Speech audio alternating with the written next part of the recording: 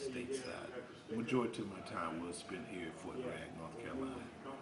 I'm currently a student at UNCP, majoring in social work. I'm enjoying the program.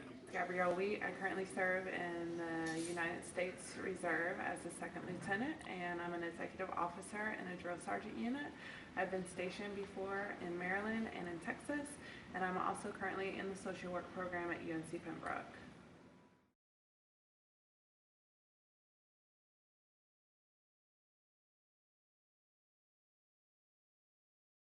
Since you were in the military forever ago, you should have experienced the military's history. Can you tell me a little bit about it? Funny, actually the military history goes back into the 1700s when first settlers were fighting against Native Americans for the land and resources. The American Revolution in 1775, George Washington was appointed commander-in-chief and created the Continental Army. Since then, the Civil War to World War I and II. So what about the other branches? During the American Revolution, the Old Navy and the Continental Marines were formed. The Navy was only a small fleet of ships and later disbanded after the war along with the Marines. Later in 1794, John Adams made the Navy and the Marine Corps a standing organization through congressional approval. The Air Force was later established in 1947, making it one of our youngest national defense services. It's crazy to realize what I do now in the military people have been doing for years. Our history in the military is an important factor to know our country's freedom.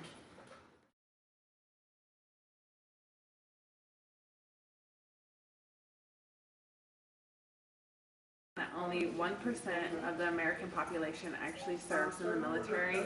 That's not too many people. I feel like I see everybody at different duty stations all the time. Even though you may think you know everyone in the military, the numbers will prove you wrong. The U.S. military total number of active duty personnel is 1.43 million in uniform as today. The breakdown of active duty personnel among the various services are 517,000 for Army, 323,000 for the Navy, 191,000 Marine Corps, and 329,000 for our great Air Force. These numbers change throughout the years? Of course, with the beginning of Afghanistan and the Iraqi war, numbers increased in all forces. But now, in the ending of the war, our numbers are decreasing yet again. I don't know everyone in the military, just most of them.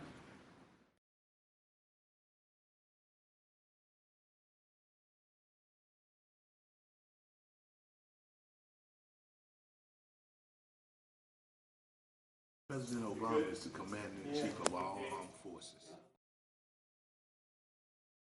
Falls under President Obama and is the Secretary of Defense. He is the principal assistant to the President in all matters relating to the Department of Defense. After Aston Carter, the key membership composition breaks down in accordance to branches. Explain this to me on a lower level, please. Let's just explain the regular unit. It starts with a commander and a sergeant major. That's what you are. It came with a lot of responsibilities. Below us fell the platoon leader, which is what you are. There's still a lot of work and responsibilities. Below me is the platoon sergeant, the squad leaders, and the soldiers. Different positions, but they all serve an important role. Down from the soldier to the commander, everyone has a job that needs to get done to complete every mission.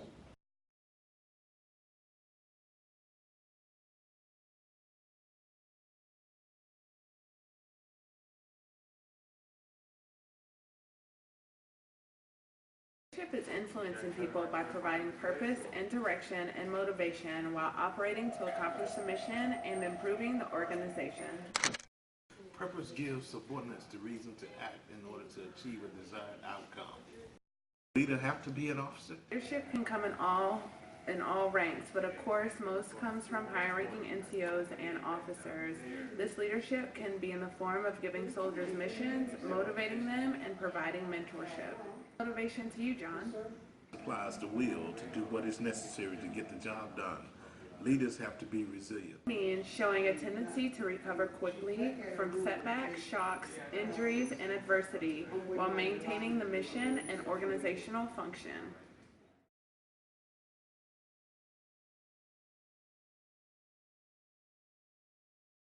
If you could think of one thing that describes the dynamics of the Army, what would it be? easy one, John. Don't you remember the acronym leadership? That is a great one, but remind me, what does it entail? It's our military values. We live by them daily. Our norms of everyday life. It stands for leadership, duty, respect, selfless service, honor, integrity, and personal courage. The decision-making process in the military consists of receipt of mission, missions analysis, courses of action, and execution.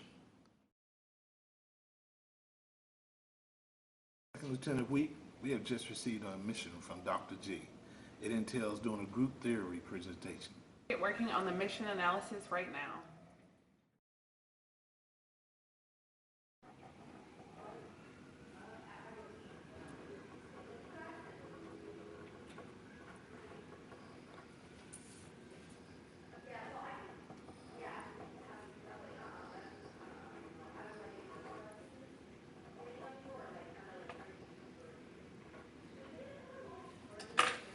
Of action analysis.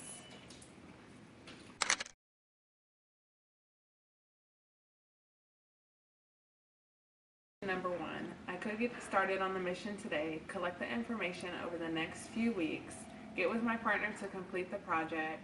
We'll go ahead and start filming it. This way it will give us enough time to work on the film, the main points we want to cover, and we'll probably get a good grade on the presentation. Number two, I could start on it the week it's due. I have a lot of other stuff going on, like my birthday's coming up. I really want to go out my birthday weekend and just forget about school altogether. 1 week will be plenty of time to do it. Maybe. I will probably do poorly, scramble to get the information on it, and get a bad grade, but I will have a great birthday weekend. And I have done the course of action, waiting for your approval on one of them. I think we should go with course of action number one. Started on it right away.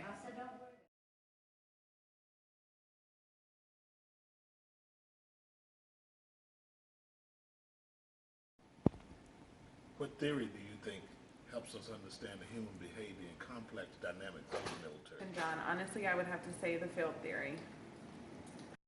Field, but you do bring up a great point about how it is the best and the worst times of your military career. The field theory examines the interaction between the individual and the total field. This means that the soldiers, sailors, and Marines all make up the organization. Without those individuals, we would not have the organization be what it is today. Without people willing to sacrifice their lives for this country, the organization would not be possible. What are some important concepts? Sean, the most important concept is cohesion. This means collective sum of forces affecting individuals, encouraging them to remain in the group. Cohesion is seen all throughout the military. When I joined, I had my immediate family, but after I joined, I also had my military family. We understood each other because we all had to do everything and get the mission accomplished. We believed in each other, helped one another, and got the job done. Without cohesion, we would not be able to do it alone. It's about the internal group interaction. There are a lot of roles and norms.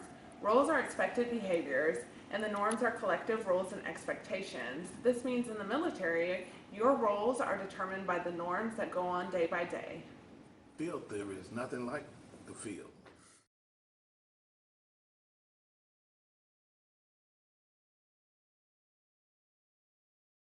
What theory do you think helps us understand military behavior? Theories that an individual experience while serving in the military.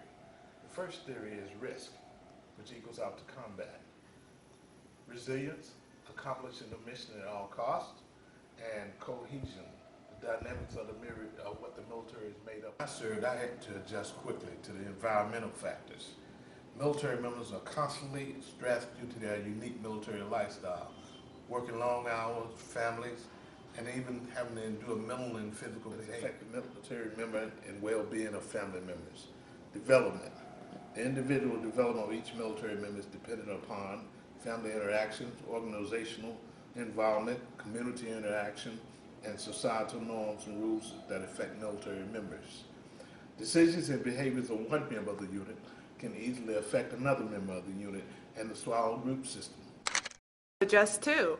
Social needs known as bonding, self-esteem, and sense of belonging.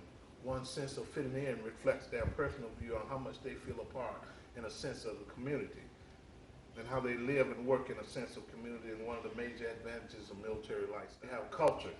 The culture of an organization affects the well-being and productivity of the organization. Major characteristics of the Army is its hierarchical and authoritarian organizational structures and policies. It has strict sets of rules, norms, and regulations.